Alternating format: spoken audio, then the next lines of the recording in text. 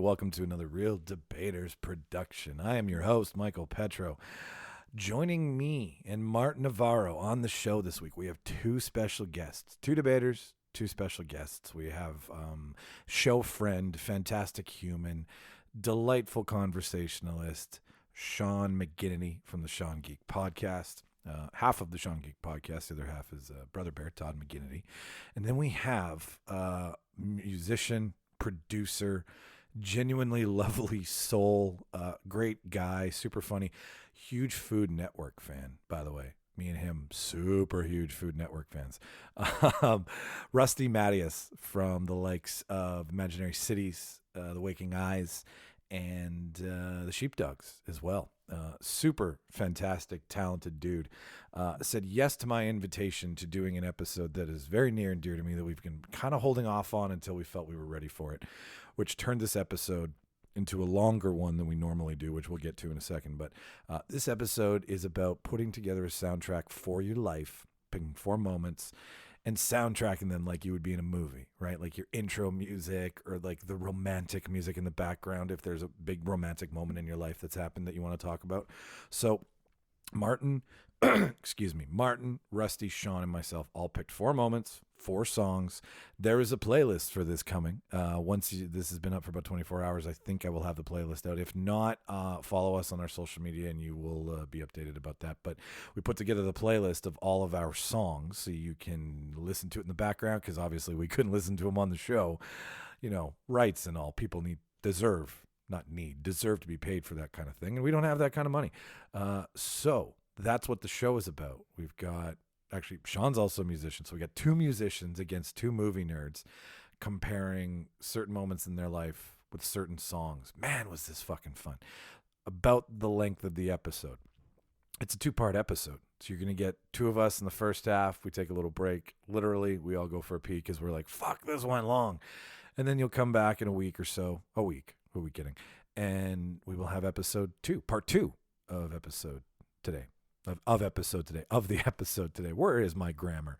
Anyway, so that's something I wanted to point out. Still doing the virtual living room thing. Still in lockdown in Manitoba. So we're all on the Zoom again. The Zooms. Man, you can tell I'm older because I put the in front of shit. Anyways, that's besides the point. Huge thing happened to me. If you haven't heard of us before and this is your first time, go to our social media, go to @RealDebaters on Instagram, REEL for all the spelling. I got the chance to work for Skip the Dishes for a day and interview my muse, half the reason we got into podcasting. I got to interview Kevin Smith. So on our Instagram page is the Movies Q&A. It's basically about movies coming to Canada. So if you're in the Toronto area and you love Kevin Smith and you loved movies from his movies, Jay and Silent Bob and Clerks fame, then you can order Movies food from their pop-up on Skip the Dishes on their app till December 9th, GTA. So like Hamilton, Etobicoke, Newmarket, and Toronto, you have access to. They are not paying me to say this. I had a lot of fun, and they did not pay me to say this on the show, so I just want to say a big shout-out to Skip for hiring me. That was fucking solid of you. You made a little boy's dream come true. Happiest boy on the planet, as Martin would say that day. And 2, it was just super good time. If you don't know who Kevin Smith is, don't watch me first at all. That's a horrible way to be introduced to the man. So go Google him. If you know of him, then great. You'll maybe find this humorous. But I got an hour with the man. It's on our Instagram page. Just go to the story, the Movies Q&A. If you want to follow the show, it's pretty easy. Like I said, our social media, Real Debaters, REEL for all the spelling. That's Facebook, Twitter, and Instagram. And if you want to email the show, therealdebaters@gmail.com. And if you just want to make it easy on yourself, therealdebaters.ca. That's the website. That's where you can browse cast bios, shop merch, listen to the show. I'm going to be putting the Kevin Smith interview up on the site when I have a moment. Day jobs suck. Podcasting's the dream. Anyways, so therealdebaters.ca is where you can also follow all things us. I got nothing else for you. Thank you for your time, ladies and gentlemen. I hope you enjoy this episode as much as I did. Rusty and Sean Rusty's now one of my favorite people. I adored his talent, but now I adore his heart. And Sean is just such a good fucking guy. And Martin and me, we the love goes way back. So a lot of fun, a lot of storytelling. I'll just shut it up. I'll cue the reel, and you enjoy the show.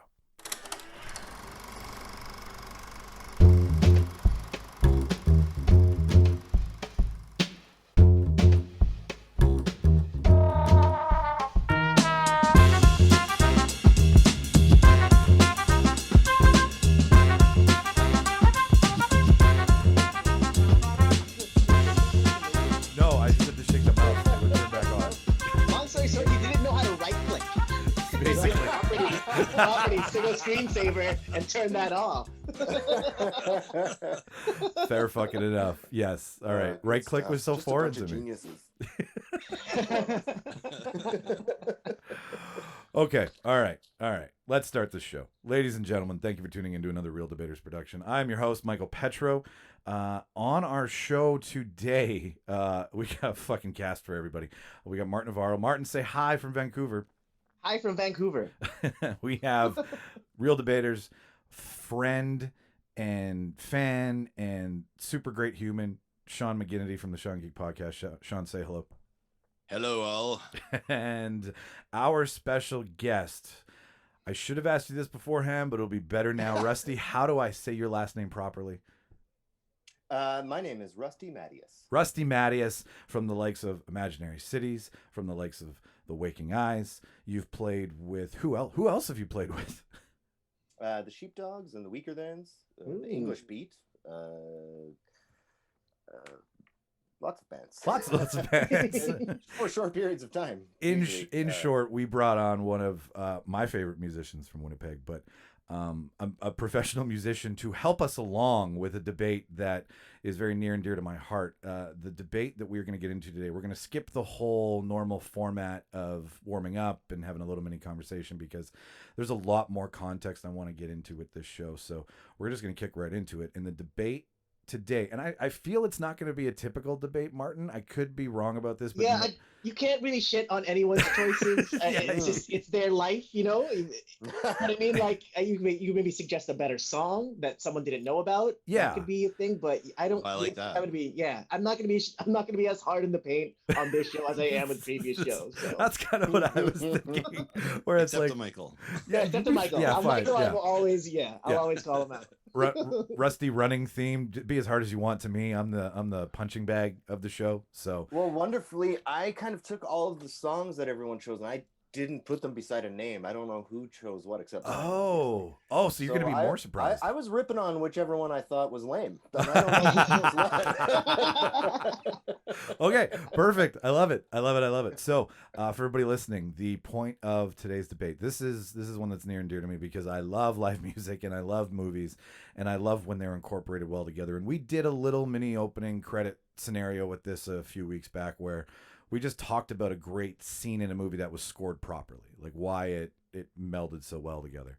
Previous to that, I'd been thinking, isn't it great if you could walk into a room and in your head only, one of your favorite songs was playing that just made you feel a little bit more badass or a little bit more sexy or whatever. Can I ask you guys a question? Yeah. What would be your song when you walk into a room? What's that song that you want playing when you walk into that room? Okay. Yes. All right. Let's give everybody a second to think about that. And that is what we're I already know mine. Yeah, totally. Okay. Walk in intro music.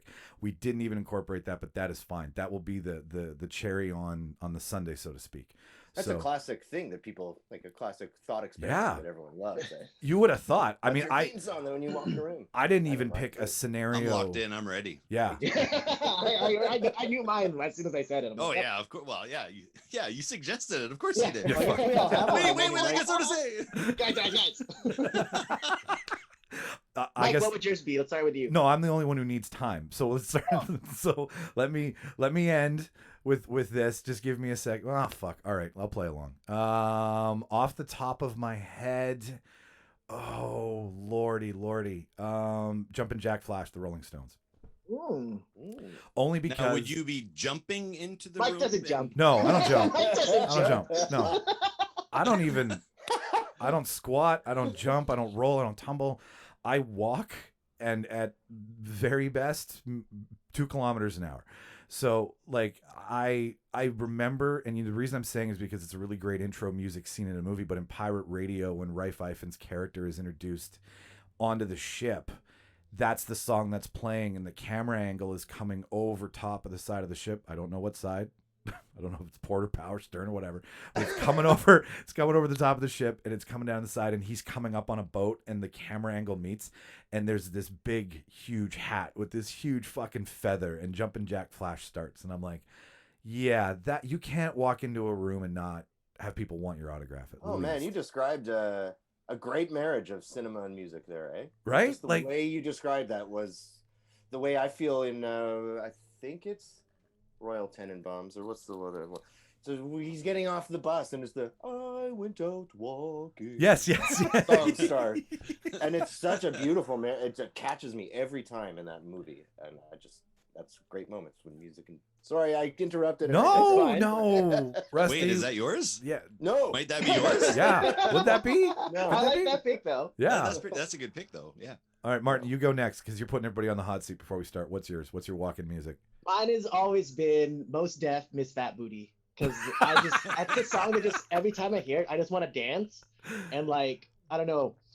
They sample one of my favorite Aretha Franklin songs, which is One Step Ahead. So that's the hook that they play throughout the whole thing. And it's a great song. It just makes me just want to get up and dance into a room every time I hear it. And like, I'm Filipino, so that Latin blood just always wants to be in like kind of dancey kind of mood. So yeah. Can you describe what your entrance would look like? Oh, I'd be like, I'd be dancing, hands up, and be like, yo, what's up?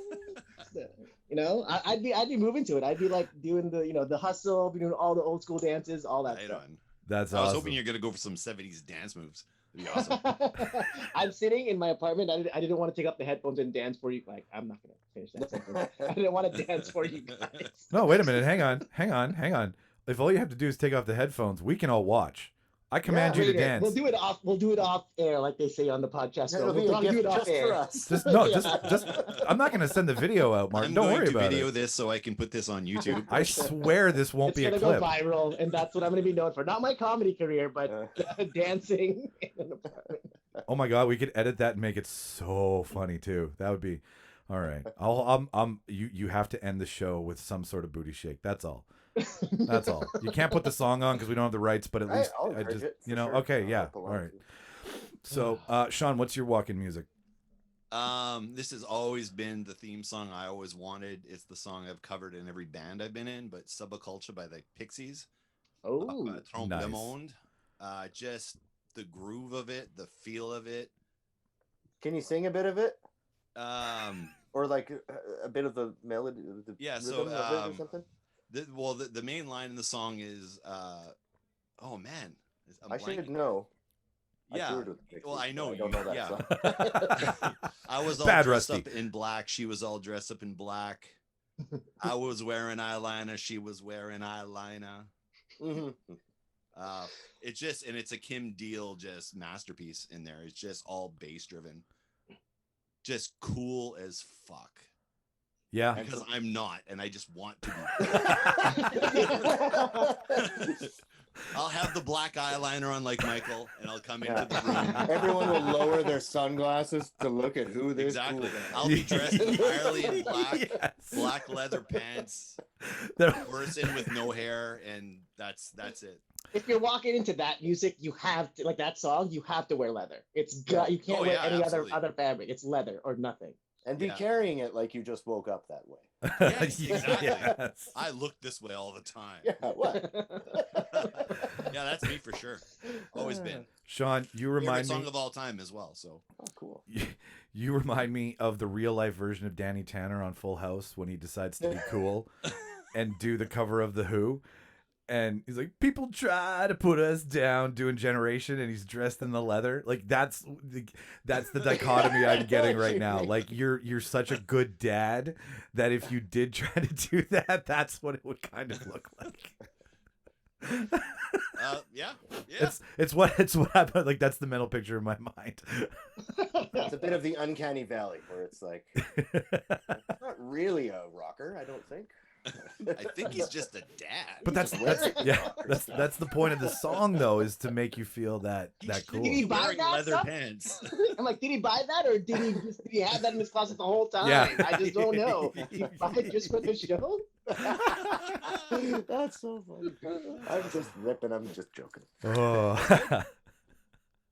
So Okay. Rusty, what do you got? Did you come up with anything? Well, yeah. I mean, my personal one would be "Dilly" by Band of Horses. It's not a song many people know, but it's kind of their most upbeat song, and it's really stupid and happy sounding, and it sounds like a kid's song, and I love that, and it always makes me feel like dancing.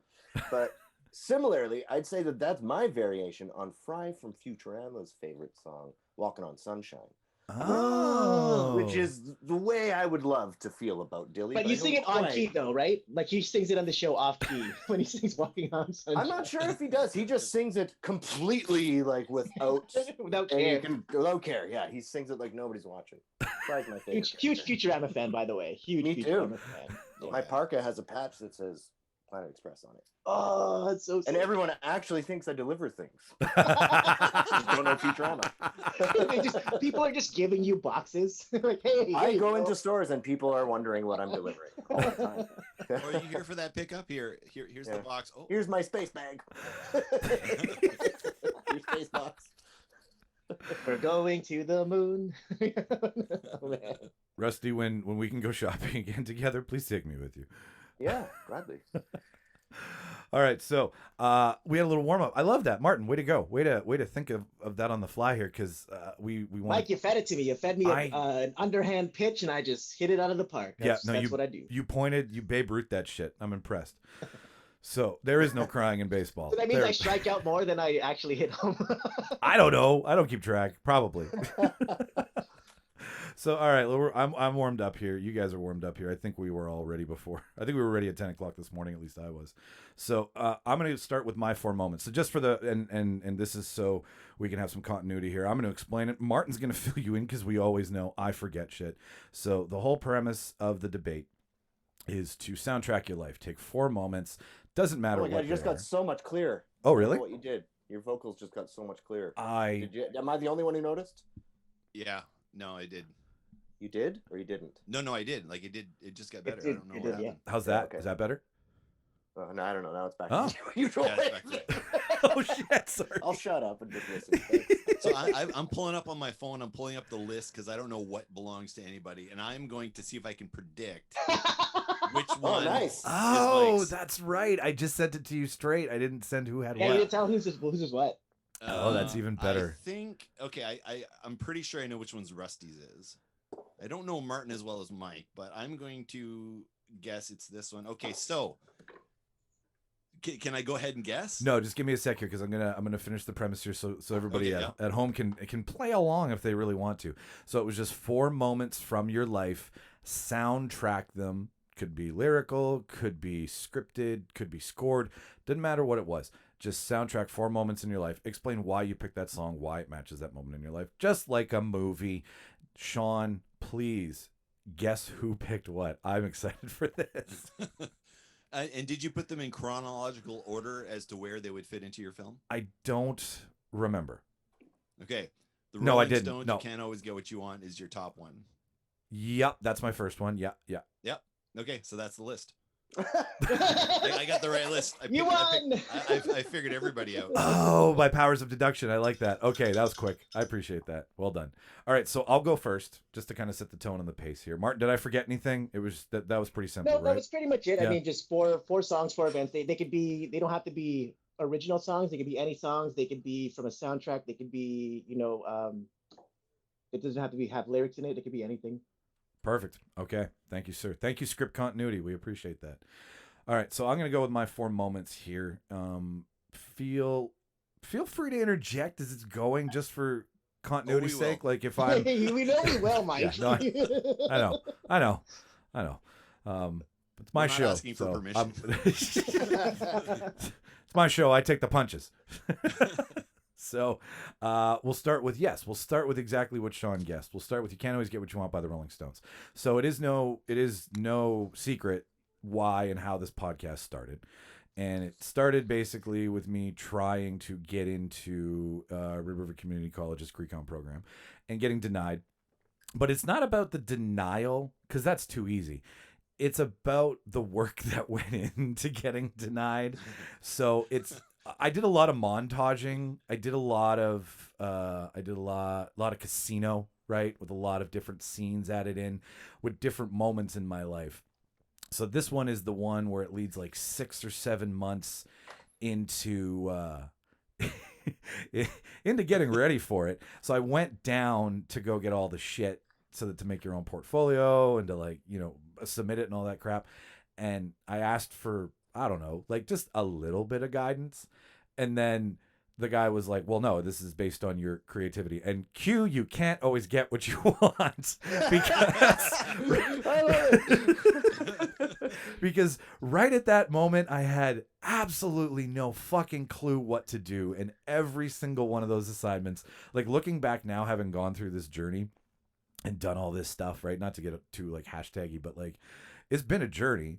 And looking back now and looking at the shit I submitted, oh my God, I tried to do a movie review and I can't even remember what it was Can on. I interject? Yes. Please. Can we have like a real talk where we just review, like, maybe what you submitted? Yes. Yes, we can. We totally I'm can. so interested to know what you submitted and why. 100%. That's an actual episode right there. I Yeah. think that's a full-fledged episode. And Like, what movie did you review? Yeah, we will You crack opened the open the portfolio on an episode one day and we will dig deep into that because if I knew where it was right now, I'd pull it out and start reading your shit, but I have no idea where I put it. Scout's honor. But yeah, just from that point on, like going through all of the like I had to take pictures and describe what they meant. Like there was just a bunch of cool assignments. They weren't not cool.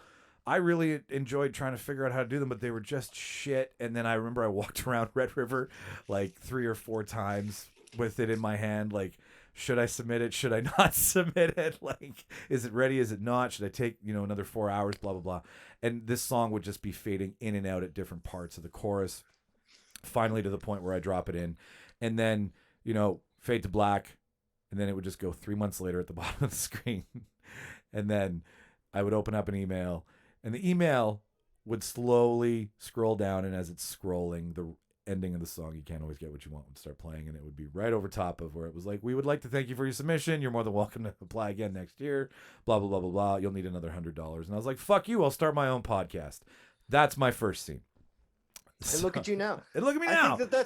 I think that's an awesome choice. Can't Always Get What You Want has so many great, like, I think cinematic soundtrack qualities to it. The way it like layers in at the beginning with these like vocals, these like choir vocals, really gently in the background. Sounds like angels. It sounds like something happened and it's a new morning. And then when the guitar comes in and it's just the guitar strumming and it gives you that rhythm, that is so impactful. And it like that is the moment when you would get the letter in the mail, I'd say. So I'm just shooting my 2 cents your way. Rusty, your 2 cents. Thank you. That's the first time somebody's agreed with me in a long time. Fuck you, Martin, and fuck you, Sean. Thank you for padding my argument. I appreciate it. Okay. I'll say too, I like the Rolling Stones song. I was thinking too when you were describing that whole scene about doing the work for the program to try to get in, and then the result. I think what could be cool is like if you did like your own recording of, let's say, a violin version of just You Can't Always Get What playing in the background slowly. Yeah. On the world's smallest, maybe? Yeah, it's all violin. But like very softly, right? Background just there. And then when you get the result, then the Rolling Stones song. Have it and part then, as the score, right, Martin? Yeah, like, exactly. Part of the score throughout parts of the moment every time that someone throws something back in your face. Yes, exactly. I like that. Damn it. Yes, I'm writing the film right now. The story of Micheal. And not, all right. Not the John Travolta film either. So there's fuck off. Go on, Mike. This is great. I'm enjoying this a lot. Actually. I knew this was gonna happen. This is the magic. All right, so next one. Well, hang on. Can I just add? Yeah. 2 cents here? Yeah. I think having that, and at the end of the film, the bookend to that song is "Sympathy for the Devil." Oh, where yes. that horrible rejection in the beginning leads to you going, "Fuck you all." There you go. I'm here. You're like the dude who quit chef school and then opened up his own 3-star Michelin restaurant. That's what that transition is. Yeah. Ooh, this feels less like a debate and more like a board meeting for our successful soundtrack company. Normally we do argue, but like Martin said, like this was going to be more of a sharing circle. It's going to be. I think it's really going to be based on who creates the most interesting marriage between the two. I don't think it's based on what's the best. I think it's just what appeals to you. So here's my second choice for you guys. I went with Everlong by the Foo Fighters. Now, Great song. Martin, great song live, great song on the record, great song acoustically. Like that song transcends a lot. Like it just sounds beautiful no matter what. You can play it on lyrically perfect. One of my favorite lyrics of all time. Martin knows that there's two on my 4 that Martin has been a part of. So Martin will have some backstory on this, but the line from Everlong, I wrote this down. I knew I was going to fuck it up, but the only thing I'll ever ask you, you've got to promise not to stop when I say when. That's the overarching line that I'm using for the scenario. And all it is I was working at a restaurant. We're going to leave names out. I was working at a restaurant in Winnipeg with Martin. Actually, we can say the name. We're just not going to say the person's name. Yeah, you can say the name. Yeah, we were working at Don Pedro's. We were bartending together. It's probably one of the funnest. It was the best time of my life because it's when I met Martin. And where? Sorry? At Don Pedro's restaurant. Don Pedro's. Don Pedro's. It's in the Exchange. It was in the Exchange District. Also known as the Pink Taco for a minute. That kind of also was attached to the restaurant, but it faded really quickly when you realized what a Pink Taco was. And I likely bought a drink from you at some point, I'm sure. Oh yeah. I probably slanged it. I probably served you one. Yeah. Yeah. No, I mean, So Martin, you were Bartending, and what was Michael doing? bartending. Bartending and serving as well. Okay, and serving. Yeah. Yeah. So, Right, go on. Girl worked there. Girl had a boyfriend. I started to develop an interest in said girl, but then when I found out who her boyfriend was, who was also somebody I knew, I was like, this is not a good idea. She was having problems with her boyfriend. And so She's then... not in the other room right now, right? No, the other one in the other... We have a surprise for you, though, Mike. Open your front door.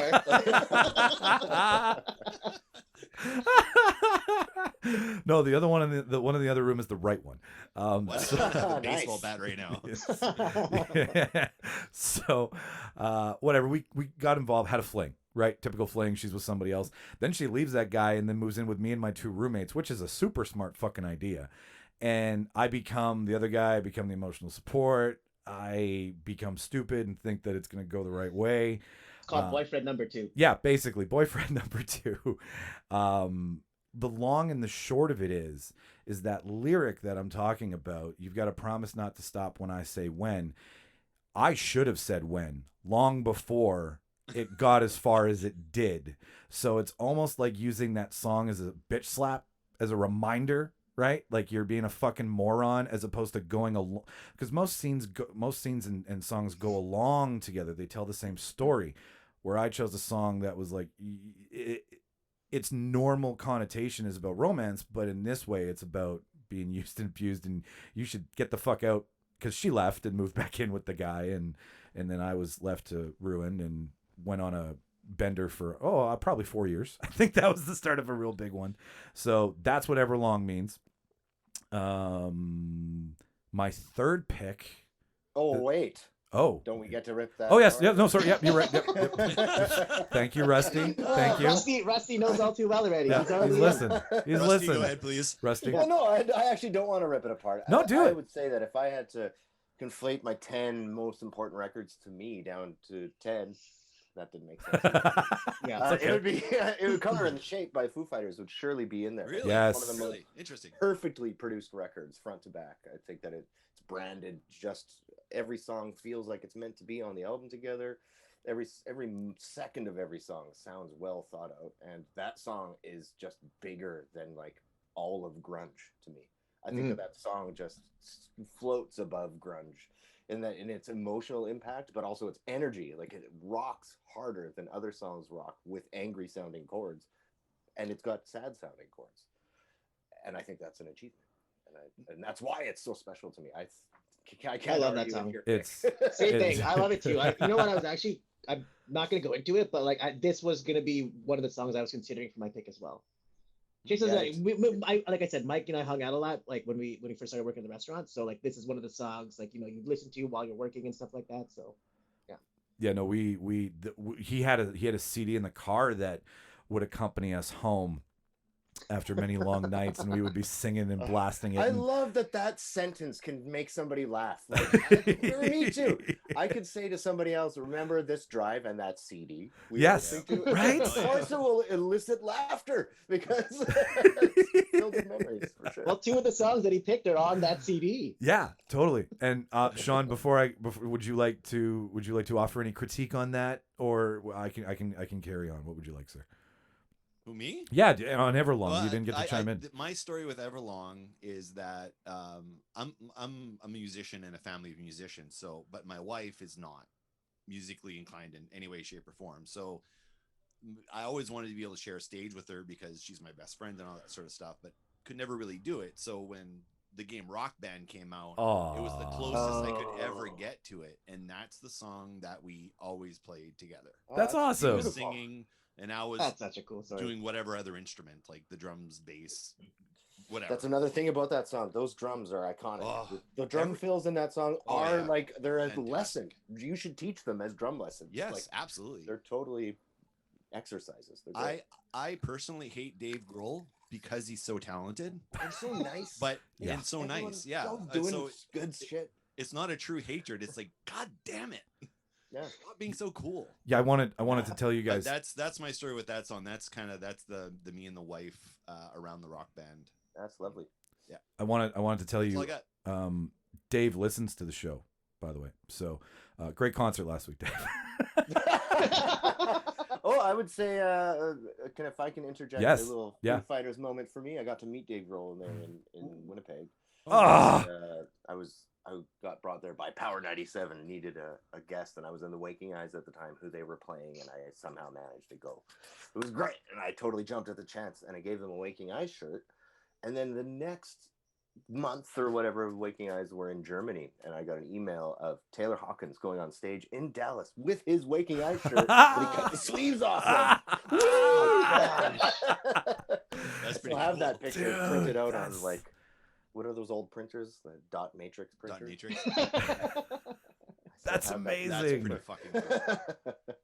I have, Yeah, yeah. cool. Dave Grohl's my man crush. Dave Grohl's my style icon. Dave Grohl's my man crush. Like if there was, and it just comes from a sense of like that guy really fucking loves his craft, and it shows in his performance. Like that's like he rocks like he's 20.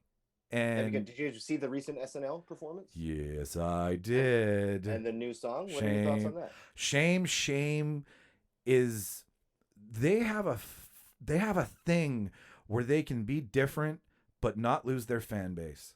And I thought it's great. I think their new song's awesome. their live version of it, I like I've heard the album version too. The album version's obviously more produced. There's more to it. So the live version being introduced on SNL, I was like, I don't know if I'm gonna like this, but then I heard it on Power and was like, I love it. Like I absolutely love it with the choir and the girls in the background. Like they're It just feels right for the time in the world, too. yeah, it does. In a There's way. not Foo Fighters being serious for a sec. yeah. You know? Yeah. Right. So no, I'm happy they have a new album. I'm always happy. I mean, we bought the concert that they had last weekend at the Roxy. He did a live Oh, concert. I didn't know that. Yeah, it was I didn't know about it either. I heard about it the day of, and so he walked. Like, did they play a concert recently and sell tickets that you watch it in your home? Yeah, last Saturday. Awesome. Whoa. Yeah. I did. That's a thing people are doing now. Yeah, totally. What a great idea. Ooh, Yeah. My heart started racing. I can't wait to see what other bands are doing this. Yeah, they did it. So they did it at the Roxy in LA, and they went right on stage. Like you just basically watched a live cam of the stage until they walked on. He didn't know they were recording, so he was like, "Yeah, when we start recording, let me know. I want to do an entrance thing." No way. And then the sound guy's like, "We're recording." He's like, "Oh, okay, hang on." So he just grabs his guitar and he's like, "Ladies and gentlemen, the Foo Fighters." Oh, that's great. That's one And- wonderful thing that's happening through these strange times, is like the curtains being drawn back behind all of these people who usually have teams of 100 people making them float onto perfection stage. Yes. You know what I mean? Totally. And now everyone's got dirty underwear too, even if they're famous. Everybody It's awesome. shits and wipes their ass just like us. It's the thing. I'm following a lot of videos right now where it's just this guy from that band and that girl from that band, and just they're all getting together like living room sessions. They're Yeah. called. Yeah. They're putting music out, and it's a live performance with 5 or 6 different cameras. This is great. Like I'm following 2 Minutes to Midnight. If you guys don't know that, it's a web show that's a late night talk show, but for metalheads, and it is brilliant. And they have the best guests on. They got people from like Mastodon and God, this show is amazing. I watch it every week. It is amazing, and they always do these collabs that are we wouldn't be getting that otherwise. No. At all. Yeah. No, Yeah, you're totally one right. thing that's happened, it's turned the perspective on creativity, and we've been forced to be creative in all these new ways, and so new things are happening. And Especially with live performances, when you can't pack a theater anymore. What do you do? How do you do if your whole career is based on live performances? So people are trying to be innovative with that now. performances and movies too, like Yeah. of obviously like all this shit on Netflix now, a lot of it is more theatrical. I find like movies are even being shot more theatrical, I find. Yeah, Maybe I'm going down a rabbit hole I shouldn't be going down. No, but, no. I like. I'm really appreciating like the talent and thought and creativity it takes to make something stand out in this world, as opposed to 10 months ago when everything was the way it was and you just threw a bunch of effects on something and then it was great. You know what I mean? I just feel like a lot more thought has to go into something standing out right now. Totally agree. You have a smaller toolbox. You have less things at your disposal. Yeah. You have the same amount of money, but you can't spend that money on things that you have a big studio for and all those things. So there is, or you don't have the same amount of money, or you don't. Yeah, and then you've really got to scrape together. And like I follow Shitty Rigs on Instagram, and it's just all the riggers from different movie departments, and like when they don't have money. And what like all the shitty rigs they come up with for lighting and camera and grip and stuff. And there are some ingenious fucking people out there when it comes to making a thing now with no budget or even a big budget. I will take us back into our third song by me now, which is inspired by yeah I know, right? I know. This is a 4-hour episode. Did I stop you? Yeah, we might have a 2-parter here, ladies and We'll be gentlemen. done by Christmas. Yeah. I hope you guys got water. Yeah. So, well, actually, funny that you mentioned that, Martin, because it's Oil and Water, which is my next topic by Incubus. And the reason I picked this, and it's anti to the scenario, because this is another song that me and Martin would sing together in his old Honda, coming home from one of our friends' houses. Shout out to Chris Micheal. If do we even know if Chris Micheal listens to us, Martin? I don't know. He's in China still. I don't even know if they get the real debaters. Okay, over there, probably so not. We're not. It might be censored over there. I don't know. I'm sure we're censored over there. So, anyways, we'd come home from his house and we'd be getting breakfast. I'm just gonna say that, and we'd be blaring Oil and Water by Incubus, and it's a great song because it transitions in and out of these slow moving portions into these big rock moments. Like it comes in and out, and it almost is like Oil and Water, where you're trying to mesh 2 different tempos and 2 different styles of music together in one song. And that's what we were trying to do with our day life and our nightlife, because the way we were partying did not mix well with trying to have a normal 9-to-5 life. Like we would sleep late, we'd go out late, we'd work late. Like that's what bartenders do.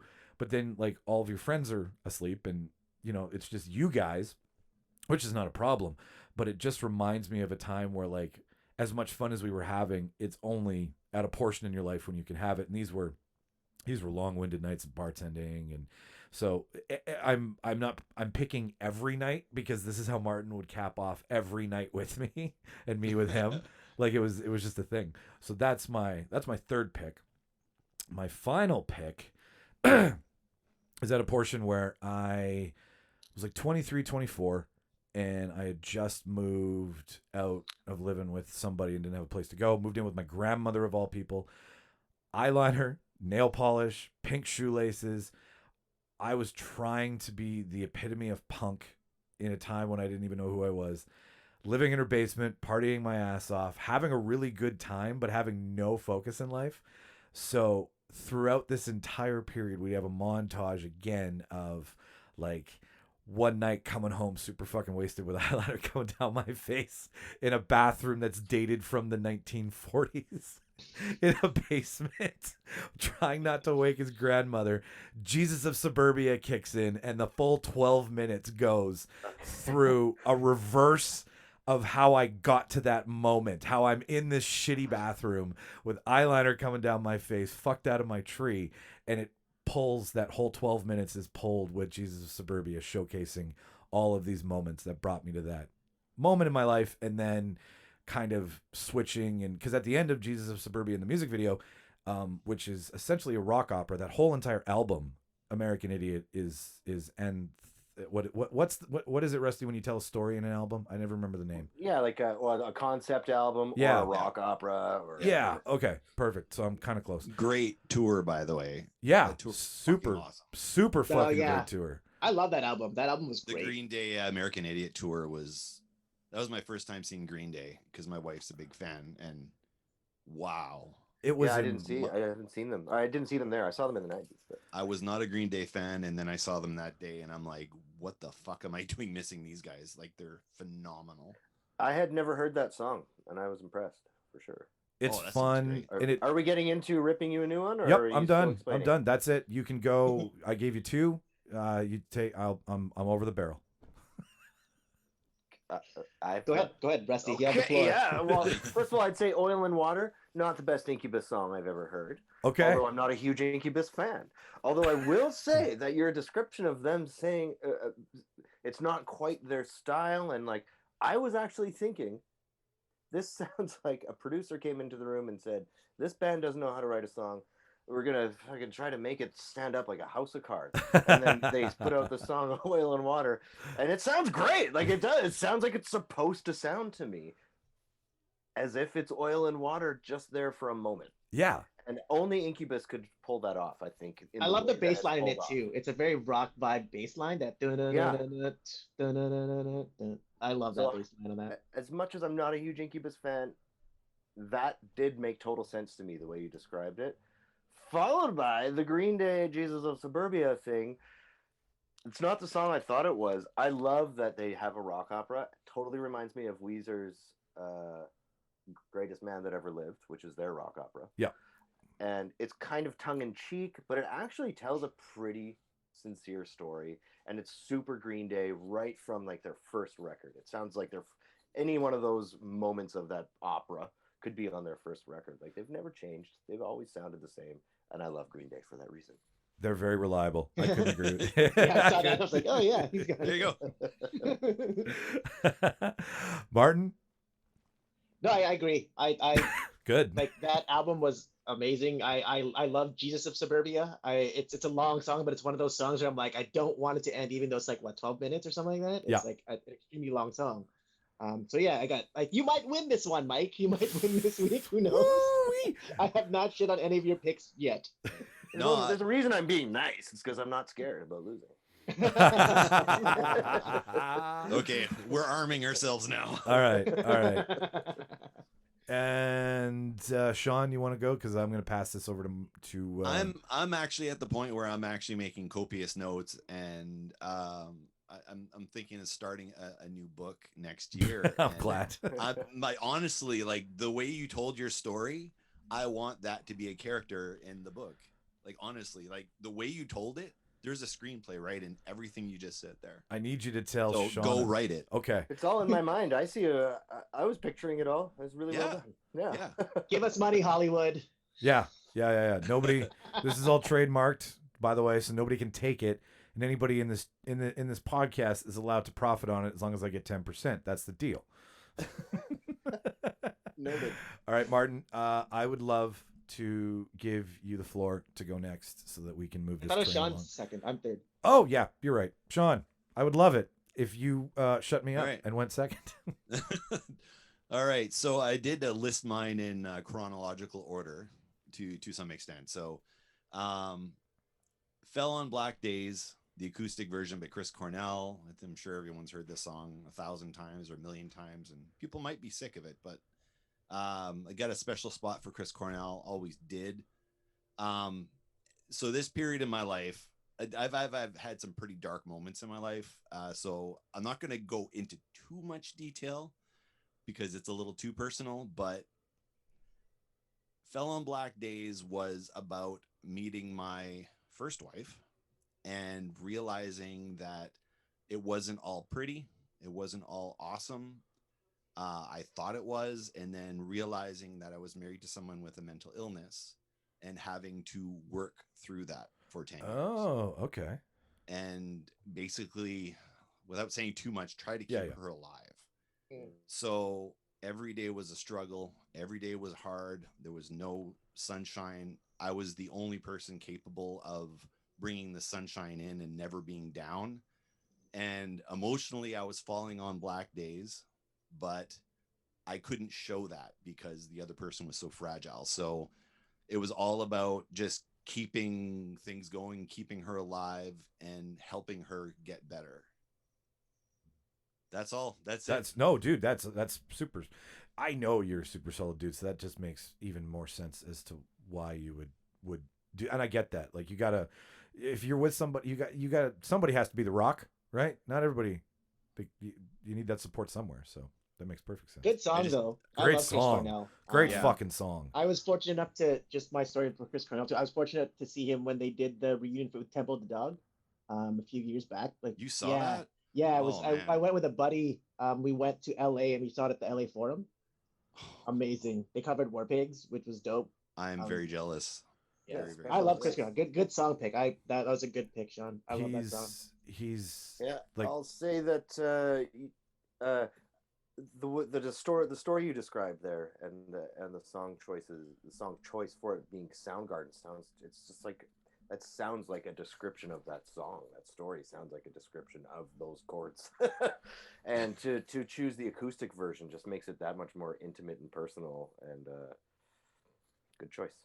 I listened. I was also with somebody who had a mental health issue or situation for 10 years, who I had to ended up splitting up with, and it was also extremely difficult. So Oh wow. Okay. So yeah. So you know exactly what I'm talking about. Mhm.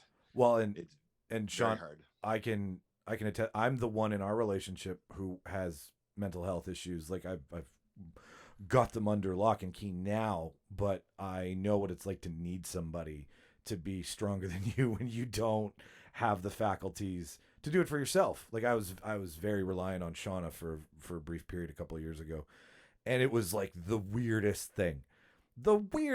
Like, you just don't see it fucking coming, and it comes in such fucked up ways, and you don't recognize yourself, and then you need somebody to like to be, be the big arms and do the heavy lifting. So that's, I can sympathize with what it must have been like. Well, I can't, but you know what I'm saying. I think you know what I'm saying. Yeah. Sometimes you know what I'm you need a good song to Yeah. pull you out of it, like Black Days. Like, I don't know if you listened to that song a lot while you were going through that, but that was a way I was trying to choose some of my choices. I didn't end up choosing some of those, but like, I was going through some hard times, and that was going to be one of my choices, but I didn't. I was just wondering if you did choose this song based on, like, you're listening to it because of that, or is it just it just relates? Chris Cornell and Did the song get you through that time? Is what I'm asking. Actually, the entire catalog got me through that time, but that was the one that kind of stood out the most, I guess, for me. Cool. Yeah. Nice. Cool. I was listening to the acoustic album of it this morning because you said acoustic, obviously. So I was like, I could listen to the album version, but whatever. But it was his songwriting or his storytelling album. I don't know if that's the one you pulled it from. Storyteller. Yeah. Oh my God, that's such a good fucking album. Like, listening to him talk, he was talking about it. He was like, I don't know when shit happens. I'm just there.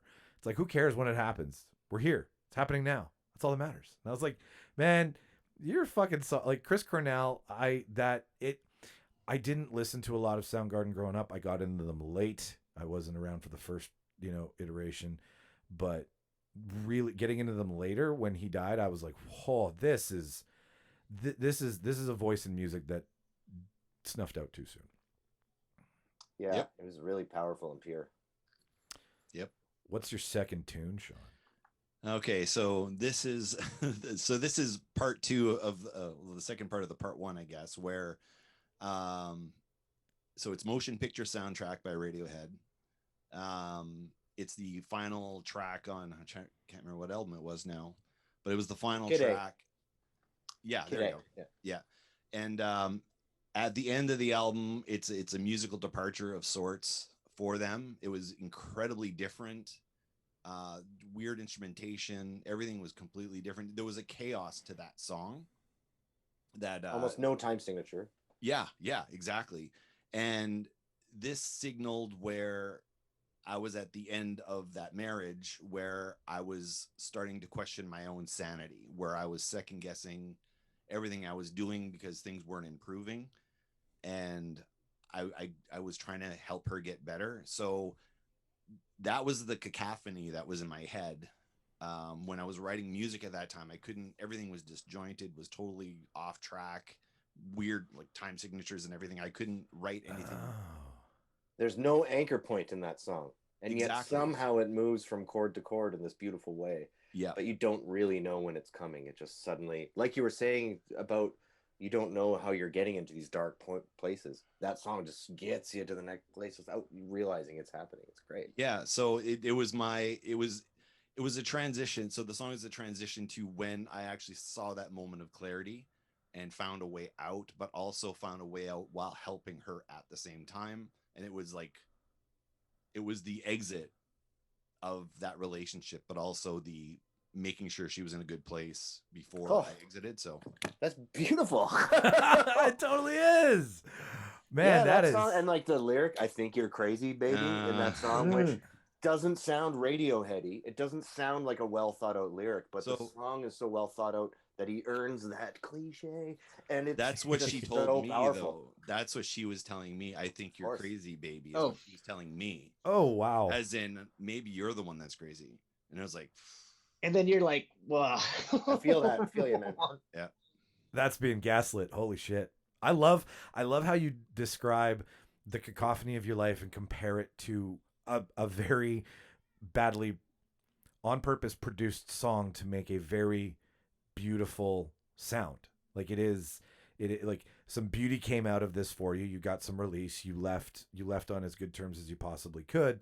And that's kind of what the song explains, but then the actual mechanics of the song are what's going on in your life, which is no time signature, no anchor point, like Rusty's saying, a lot of disarray, a lot of confusion, which a song shouldn't have. Like, you need time signatures, you need fluidity, you need forward motion, you need timing, you need all these things to make a song sound great. And you need something to reference. Yeah, like why am I talking about this? But like, you know what I mean? Like, you need all these things here. But like, no, you're elucidating quite well, Michael. Okay, all right. I'm out of my element, Donnie. So like, but I love that the song, it does feel like a warm blanket that leaves you not settled. I don't feel settled at the end of it. Yeah. It's like a warm blanket. I think it's a song that's kind of falls out of their catalog that most people are not aware of, I find. But I think it should be, more prominent. I also love that it's called Motion Picture Soundtrack. Yeah, that's what I Second verse starts with these very Disney-esque harp and flute glisses. Yeah. And it's like, it sounds like Disney. Yeah, totally. Exactly like an old-timey movie. Yeah. Meets Radiohead. It's unsettling. Yeah, that's genius. Martin, you got anything on that before we transition to his third? No, all the picks have been solid so far. So I mean, it's just like I said, this is the show where I won't shit on anyone a lot because it's hard to. It's hard to. Yeah. Yeah, it's hard to call you a big lose bag after you described all those really heart-wrenching stories. I know, I can't. Why are you? You're such an idiot for picking those songs. Sean, you have no fucking clue. Yeah. Sean, let me tell you how to soundtrack your life. Okay. Okay, so can we go into the next one then? Yeah, totally. Keep this moving on. Okay, yeah. So the next song is it's a song from a friend of mine, Lee Filbert. Was in a band called Volume and the Amazing Spider Band, a whole bunch of stuff like that. We actually had him on the show several months ago. And I find that his songwriting, because he was the primary songwriter, is beautiful in a disjointed sort of way, not cool, not commercial, but you can't help but hum along. And this was my wife, my second wife, the wife I've been with for forever now. This was our wedding song, and the quirkiness, the oddness of it. If you listen to the structure of the verses in it, it's tumbling into itself. It's not cool. It's not following the algorithm of what's catchy on modern radio. It's very, very different, which is what my relationship with my wife is. We're buddies, we're best friends, we're cool with each other, but we are so not cool. And we don't give a fuck, you know. And this song just personified our relationship, as quirky and as odd as it is. And I will always drive her home and take her home and keep her safe, and she will always do the same for me. So that's the pick of that song. I love it. I love it so that it's Lee too. I know Lee, and I love Lee as well. And Beautiful and man. the song was great. Who's the band that did the Juno soundtrack? This is the church and this is the steeple. Oh shit! Oh man, I can look that up. They're like shitty on purpose, and everyone loves it. Oh my god. I'm looking it up. Moldy now. Peaches, that's who they are. Yes, Moldy Peaches, yes. So this song reminds me is like Moldy Peaches doing Sugar Ray. That's what it sounds like. Yeah, like low quality, no lo-fi. Ego Sugar Ray. And I love it. I love the Moldy Peaches. I almost put something from them on it on my soundtrack, but it's probably my fifth or sixth song. And I don't even mean to rip on them. I'm just calling them like I see them. You know, they're not like ripping shred solos or anything. Yeah. But yeah. So this reminds me of that. Just sort of like a less shiny Sugar Ray, and it's more inviting and endearing because of I find there's a perfection in that imperfection of the song. That's what makes it good. And if you had someone who was Bono or, I don't know, Rod Stewart or something singing this song, it would suck. But because Lee is singing it with that earnestness. And it's very white. If anybody, like, Lee's so white, and it sounds white in all the I guess white ways. Like, it's like it sounds like it doesn't have swagger. And it shouldn't, and that's why it sounds good, I guess. I like it. Yeah, I loved it because when I found it, I played it, and I was like, okay, it's not something I expected from you at all. Knowing as little as I know about you, I know a little about what music you're into, and I was like, this is a surprise in that regard because I love people who love music. I don't really like the genre types, you know, and then you stick your heart in the paint for punk. And I'm like, yeah, but you're missing jazz. And if you're hard in the paint for jazz, you're missing metal, right? Like, so it's about what you like. It's not about liking genres. So that was a very pleasant surprise as your friend. But second to that, it is very kooky. And I feel that it is a great song for a love story and a great song for a backdrop of a love for somebody. Like it's very explanatory. It's intimate and it's kooky in an intimate way, I guess. And the way he's talking about who he's talking about. And I love that that's what makes relationships unique. So using it in a marriage story, well done, sir.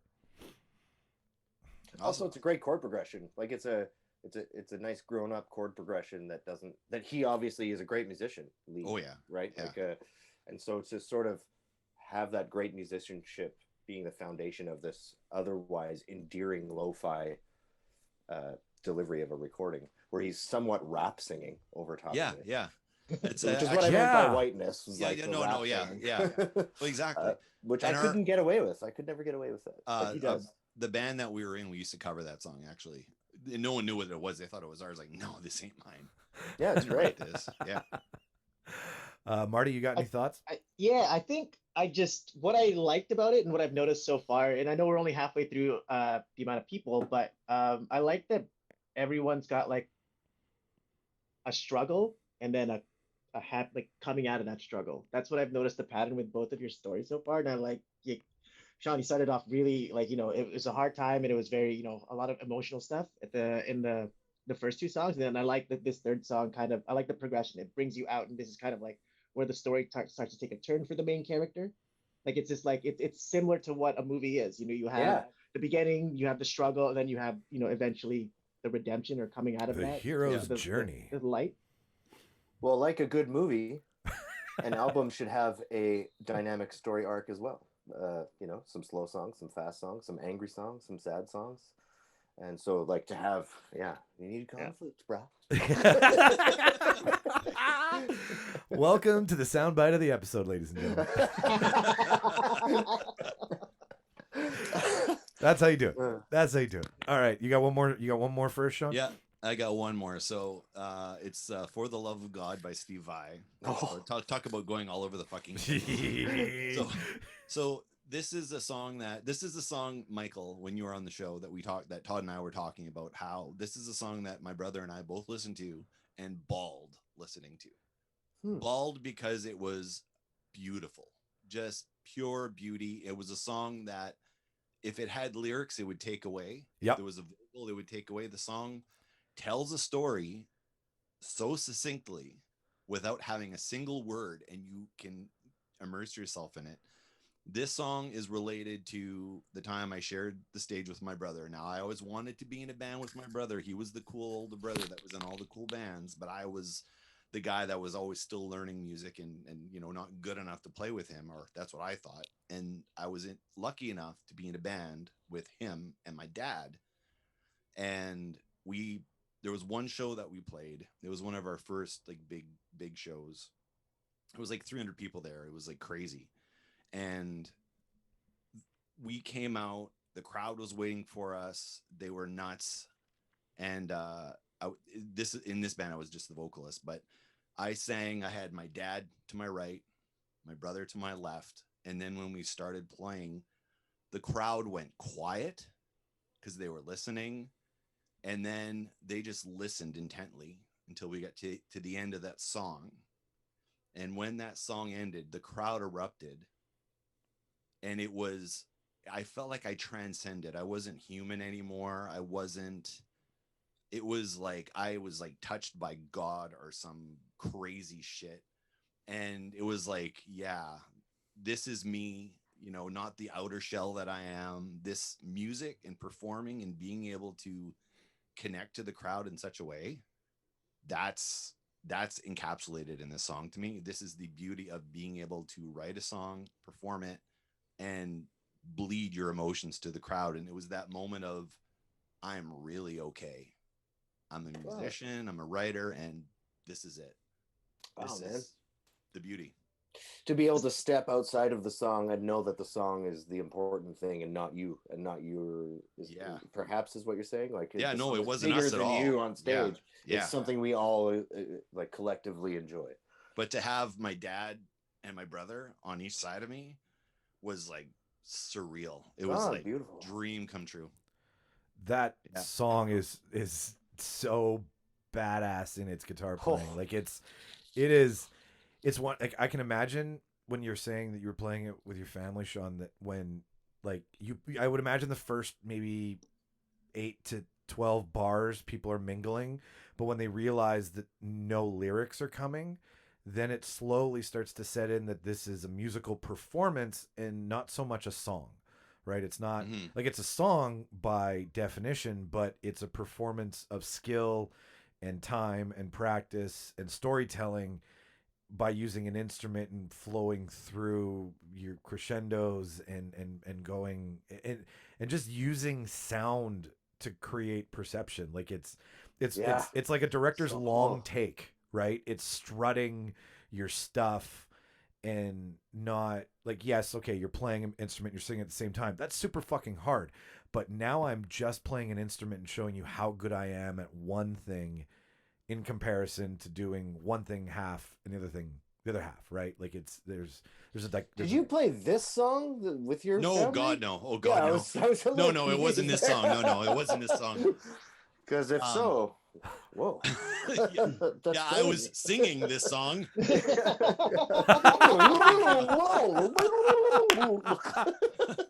But I mean, that was probably my favorite moment live of all time. And we were doing a cover song because that's what we were doing at the time, because that's the band I had with my dad and my brother. But it transcended. We had a moment very, very close to that in the last band that I was in with my brother, but that was all original material, and that was, you know, our own blood, sweat, and tears that came out. And we had a moment very, very, very similar to that on a very important song that my brother and I wrote that was just beautiful. So, but that moment, just because my dad was there, it was just a notch better. For me, I've never heard this song before, so just thank you for that. Like Yeah, I that's hadn't it was either. this was the first time I've heard it, and I'm like, whoa! The whole time I was just like, my jaw was dropped, and I'm just like, this is crazy. So Yeah, I was yell laughing in my kitchen. Like I was going, what? The whole time. Just I watched this live version with a symphony. I don't know if that's what I was supposed to watch, but it was No, that's a good fucking version of it. mind-blowing. Yeah. I think that artist is often underrated as a songwriter and as a feel musician. He's just like the technical as a shredder. Exactly. He's way more than that. Mm-hmm. That song that's his epitome, I think, for honestly, before this morning, he was pigeonholed as a shredder forever in my brain until I saw that video, and I'm like, wow, so much more than that.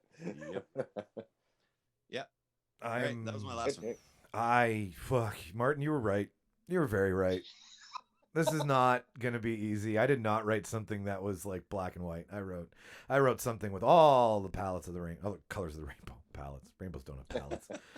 I have palettes at work. Anyways, enough of my comedy. We've reached our halfway point. So I would suggest to the audience, get up, stretch, move around, go grab yourself another cocktail, because I've started to promote the show as something you should have a drink with while you're enjoying it, because we're just that much. We add to the enjoyment of booze. So go get a snack, go get a drink. Hopefully we're not the reason of the enjoyment of booze. Yeah, I promoting alcoholism. Can we take a 5 or 10, or would you guys rather not? No, take a 5 or 10 or go. We can actually pause. That's totally fine. And then because we'll just keep the sound going on the audio. And I just kind of pee a lot because I drink so much coffee, and I would like to go pour some more coffee. And have a smoke. Totally. No, dude, totally. I want to have one too. So let's pause, stand up, stretch. Martin, this is no big deal. I got this. It's very easy. It's fine. 5. We'll do 5. Yeah, 5. Yeah, do you can 5. edit it in easy anyways. Yep. I'll pause. Cool.